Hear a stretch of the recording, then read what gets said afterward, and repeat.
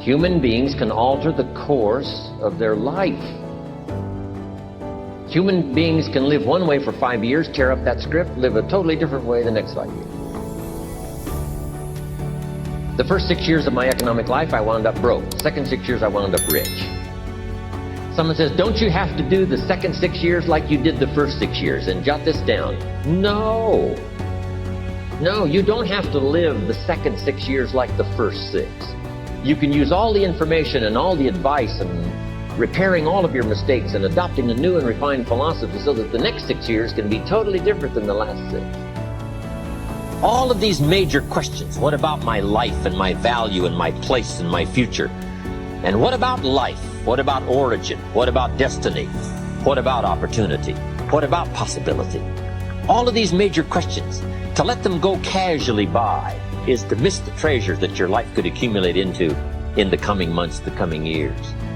So this is called major. What we ponder and what we think about sets the course of our life. It's like the set of the sail that's taking us somewhere. Self-confidence comes from the lack of neglect. If you will not neglect to do small, daily disciplines, that's where self-confidence comes from. Part of good health is self-confidence. I know I'm going to be healthy. I eat the apple a day. I walk around the block. I do the jogging on the beach.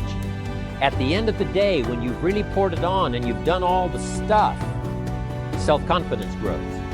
That self-confidence affects your health, affects your future, affects your psyche. Self-confidence means willingness to do whatever it takes. Whenever you prepare correctly, taking all of the steps you're supposed to take, doing everything in your power to stay on track, whenever your preparations lead to success, achieving your goals, you reinforce the disciplines that got you there. Success leads to reinforcement of the proper discipline. If what you're doing is working, keep doing it. If what you're doing isn't working, change it. If I grow, think of what that will do for my future. Self-development earns success. Self-investment earns respect.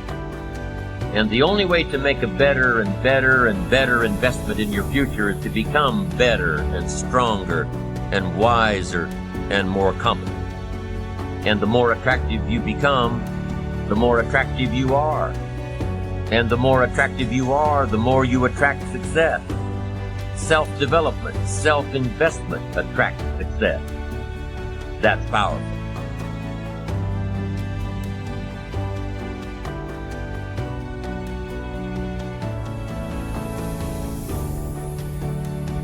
It seems to me that everyone on this planet who I know or have worked with is suffering from self-hatred and guilt to one degree or another.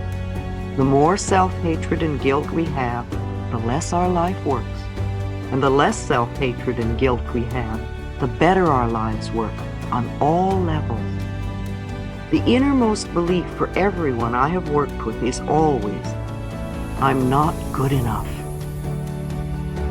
And we often add to that, and I don't do enough, or I don't deserve. Does this sound like you, often saying or implying or feeling that you are not good enough? But for whom? And according to whose standards? If this belief is very strong in you, then how can you possibly have created a loving, joyous, prosperous, healthy life?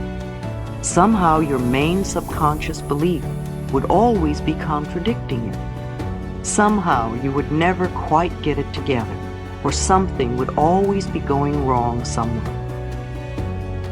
I find that resentment, criticism, guilt, and fear cause more problems than anything else. These 4 things cause the major problems in our bodies and in our lives. These feelings come from blaming others and not taking responsibility for our own experiences. You see, if we are all responsible for everything in our lives, then there is no one to blame. Whatever is happening out there is only a mirror of our own inner thinking.